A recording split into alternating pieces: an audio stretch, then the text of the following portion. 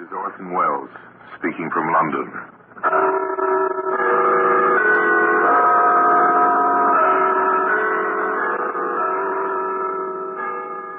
Black Museum is the repository of death.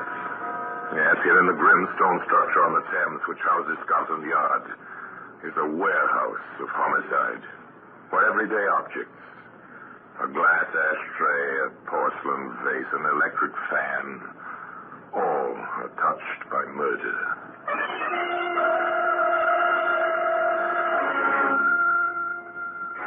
There's a piece of an iron chain. It's a familiar object.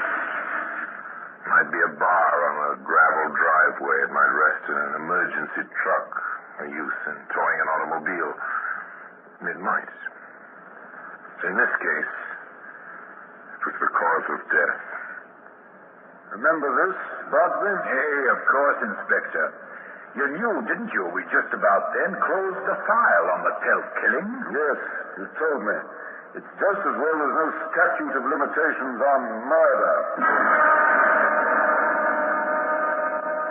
And today, that chain can be seen in its place in the Black Museum.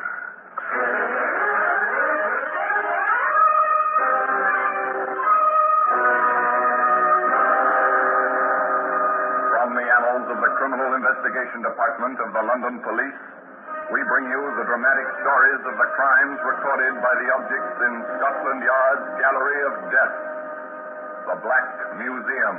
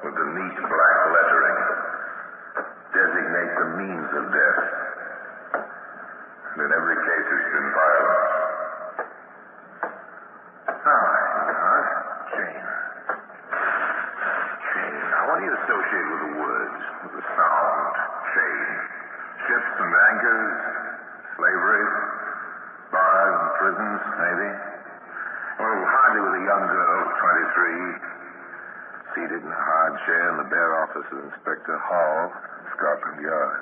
I'm sorry to ask you to repeat that statement, Miss Tomlinson. You'll understand that I find it rather hard to believe. You feel the same way, don't you, Sergeant? Oh, I do, sir. No doubt about it, I do. Well, I rather expected you would, Inspector. In modern times, I do. And you've no explanation for these, phenomena? If I had, I wouldn't be here, Inspector. You must believe me. There is a ghost, and I'm frightened. You don't mean, Miss Tomlinson, there are noises in the night, and they frighten you. Noises. And the voice. My father's voice. He wants me out of the house. Well, why should he want me out when he left it to me? When we were so happy there together. Just you and your father? Mother died when I was very little. I hardly knew her. Now there's only myself. In the house? Haunted? I see.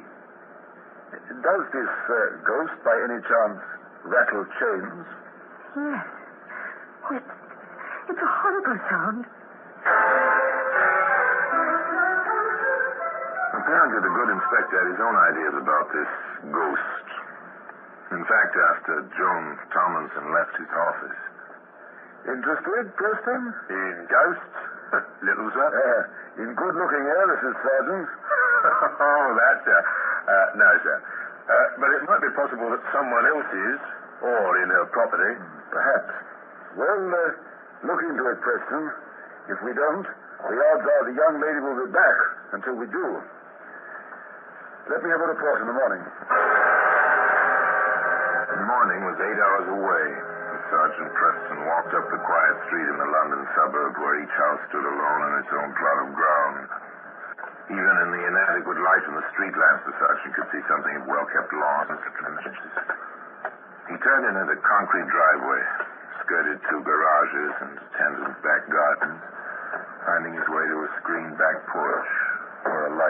briefly. You came, Sergeant. Thank you for the light. My torch. I didn't want you to try the wrong house. This way.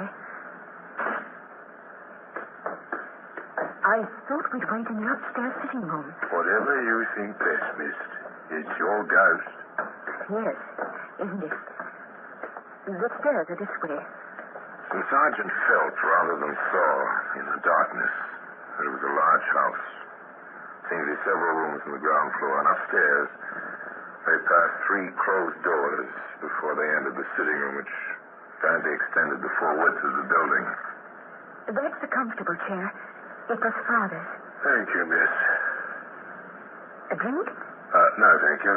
I'll smoke if I may. Yes, of course.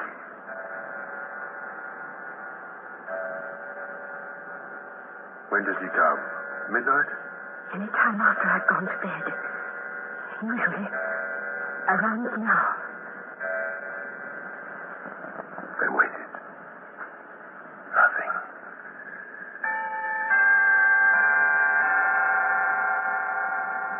Think he'll come tonight, miss?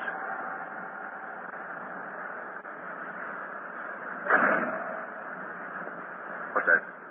It's starting. You'll see. It's starting.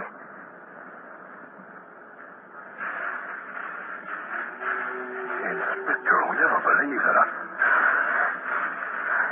Do you hear it, Sergeant? Do you know? How can I help it, miss? Tony, can you hear me? It's just us. It sounds so like him.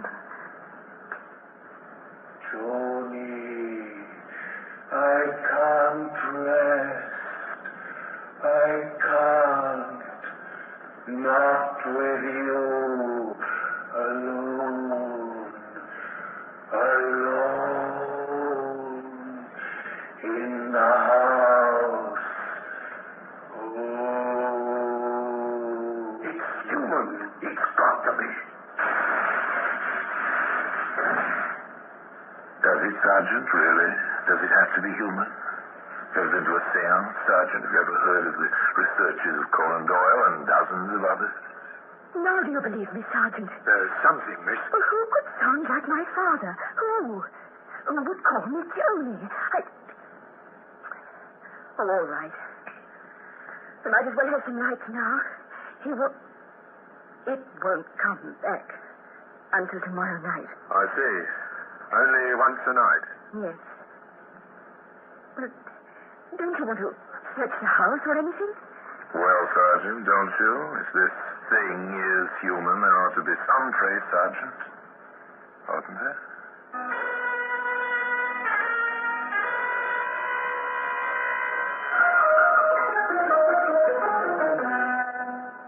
No, miss. Whatever it is, will be gone now. Maybe tomorrow night. Well, you report this to the inspector. Please. Yes, of course. Shouldn't you go to a hotel for a while, miss, till this is cleared up? Oh, I thought of that a week ago, Sergeant. But, well, I like my own room, and if it isn't my father, he won't harm me. He'd never do that.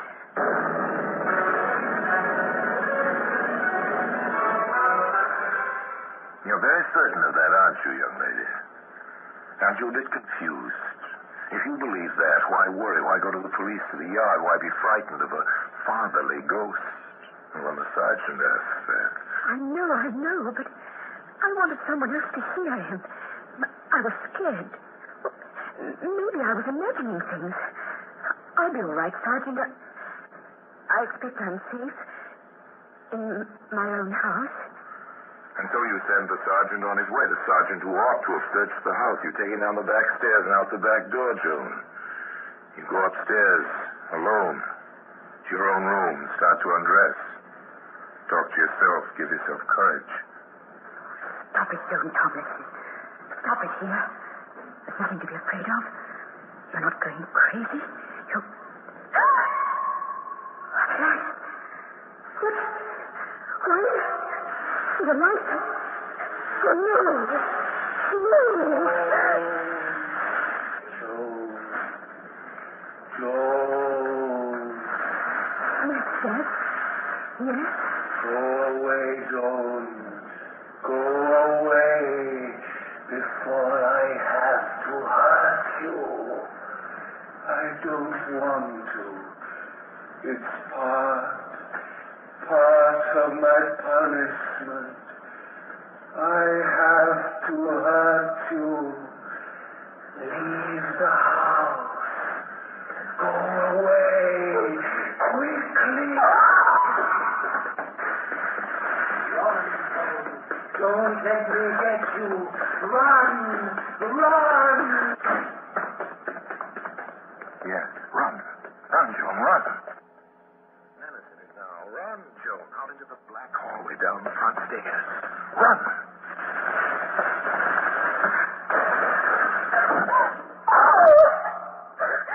Help! Somebody help me!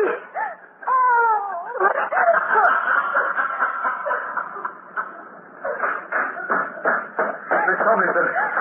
I waited about, miss. Thought you might come back. Heard you scream. Now, see here, miss. You're going straight to hospital. And I'm going straight to the inspector. I don't like the looks of this. Not a bit. Well, who would like the looks of it? Particularly if you didn't believe in ghosts. And, of course, Inspector Hall didn't believe in ghosts. Standing beside Joan in her room at the hospital, he was quite explicit. It's a mighty corporeal ghost, Miss. How do you know, Inspector? Your twisted ankle. That was no accident. A stair tread was sawn through. I understand ghosts have difficulty with cross-cut saws. Miss Tomlinson, do you have any next of kin? That is, anyone who might benefit if anything happened to you? Only some second cousins. I haven't seen them in years. They live in London? Oh, I know. There was Larry Telk. He was in Manchester. I had a note after Father died. And Jenny Hennessy, he lives in Norwich. Yes, I think. And yes, of course. Ruth Carstairs. Father spoke of her. She's a school teacher. The oldest. A school in Bristol. But that's impossible, Inspector. None of them... None of them would want you out of the way. No, of course not. I see. Then, how do you account for this, Miss Tomlinson, Sergeant? Yes, sir. Here it is. Where is it? In the cellar of your house, under some umbrella bags, right near the furnace, Miss Tomlinson. The furnace with its tin ducts to the registers in the room above. Many a youngster use these echoing ducts to imitate a ghost, or to overhear what was going on in another room. As I said before, Miss Tomlinson, this is a mighty corporeal ghost. He saw through stairs. He uses hot air ducts to amplify his voice, and he carries his own sound effects. I don't like this any more than Sergeant Preston does, miss. I don't like it at all. And today, that same chain can be seen in the Black Museum.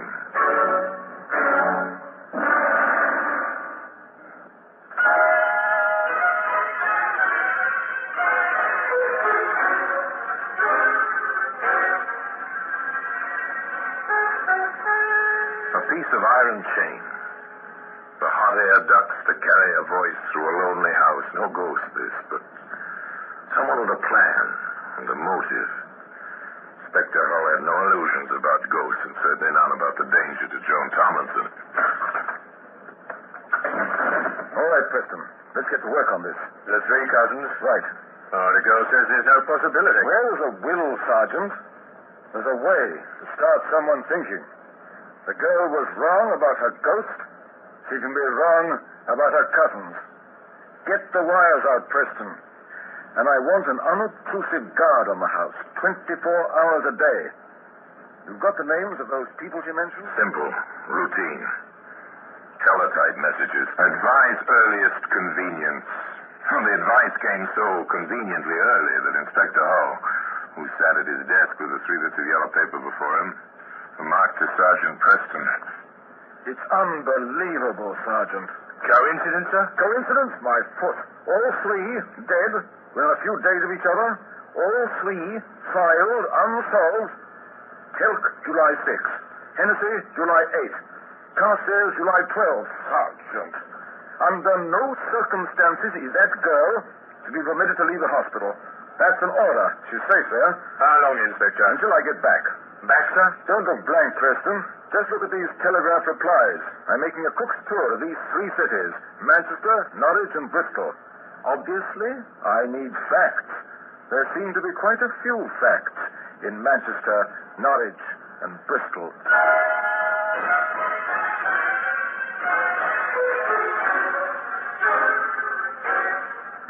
England isn't so very large, you see, and the trains are fast. In Manchester.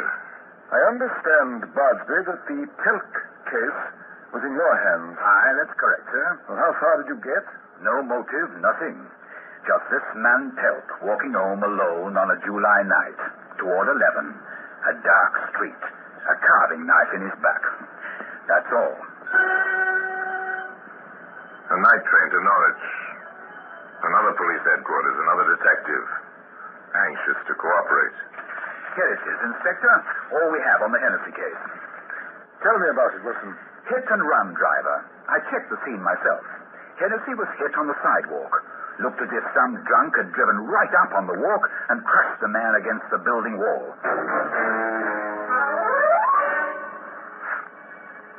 And so a pattern emerges.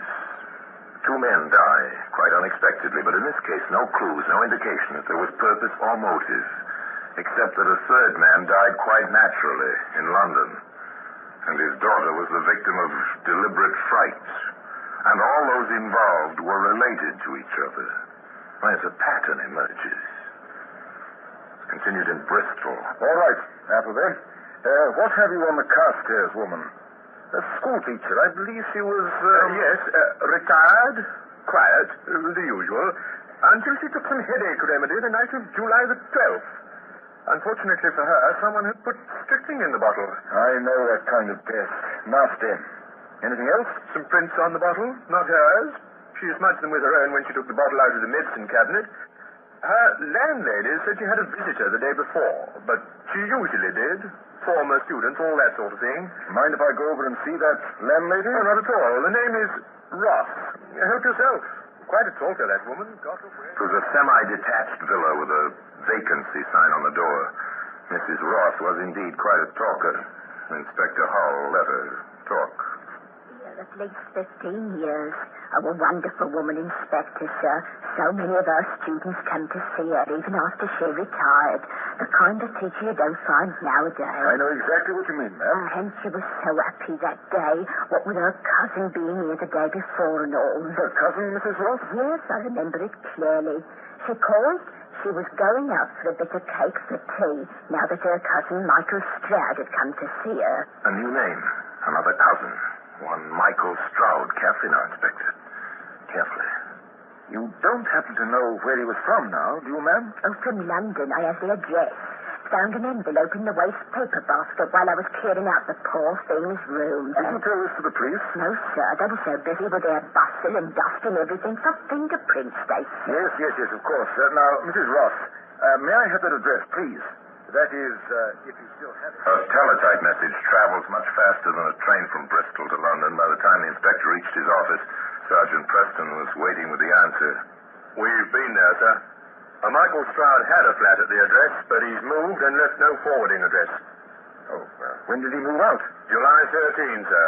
The day after the Carstairs woman died. When the quarry is escaping, what do? Well, the least you can do is close some of the gaps in the situation. Try to develop motive and opportunity. The inspector permitted Joan Tomlinson to leave the hospital and to proceed in his company to the office of a solicitor. Now, sit down, Joan. And to Inspector. Oh, thank you, Mr. Thomas. Thank you. I gather something is amiss. Mr. Thomas, we have reason to believe that 3 people have died because of Miss Tomlinson's inheritance, and that her own life is in danger. Well, that's unbelievable, sir. It usually is. However, the three who are dead are all second cousins of Miss Tomlinson, her next of kin. What we are here to find out is, does the will under which she inherits her property state to whom that property devises in the event of her death? Not exactly. That is, if she dies intestate, the property under the law would pass to her next of kin in equal shares, of course. Mr. Thomas, with all her second cousins dead, a third cousin will be next in line, correct? Oh, absolutely. Of course, I know of no such relatives, sir. Unfortunately, sir, we do. His name is Michael Stroud. His whereabouts at present are unknown. Motive present. Very definitely present. Opportunity obvious. And seized at least 3 times in Manchester, Norwich, and Bristol. As to the next move, the inspector outlined a plan, briefly. Miss Tomlinson, do you still believe in ghosts? Not anymore. Very well. Would you be afraid to stay in your house alone? I see. I'm to be the bit of cheese in the trap. Correct, Inspector? Absolutely correct. Very well. When do we begin? Only began that night. Joan left the hospital, returned to her house, to the memories, to the now silent ducks, to the still chiming clock.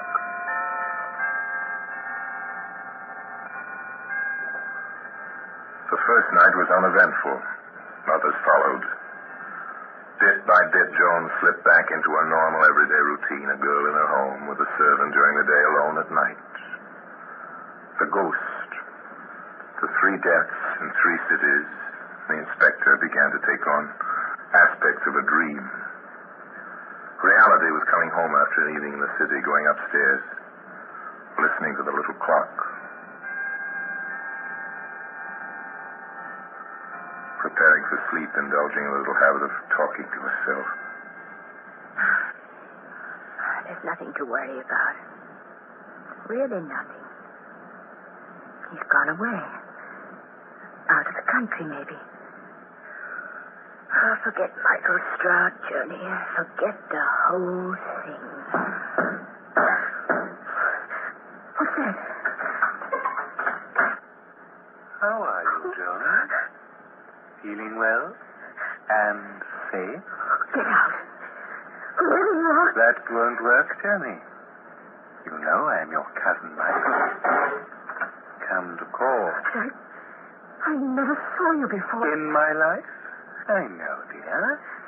And now that you have seen me, what else is there to live for? Oh, but you couldn't get away with it. Oh, yes, I could. I can. I will. You'll be a lovely suicide, dear. Carbon monoxide from the register from the furnace. Or maybe they'll call it accidental death. Inspector Hollis signed you. Oh? You let away you I doubt it. He wasn't around to seize me tonight, was he? And I'm very good at hiding. More than ever tie me to Cousin Larry or Cousin Jerry or Cousin Lou. They will. They have. Got a fingerprint. Ah, there now. That's their worry, not mine. Now sit down. In that chair. I will. Sit down. I have it planned perfectly, Joan. You'll sit down. I'll tie you in that chair, shut the windows, the door, turn on the heat. You'll be gagged, too. I forgot to mention that. You'll die. No. I'll come back, put you on the bed. No. You can't make me. I said sit down and shut up. Take him in charge, Sergeant. We have enough. Fast. We're still in the bed, Sergeant. Look out. Yes, sir.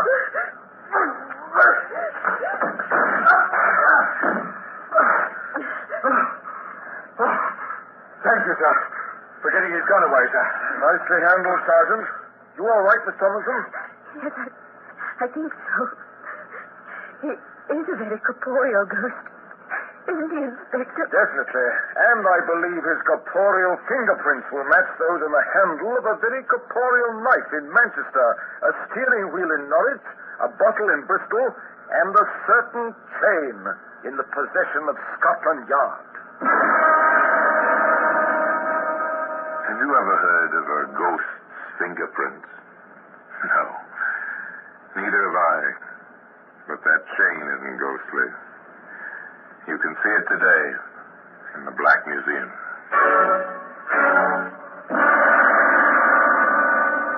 Orson Welles will be back with you in just a moment.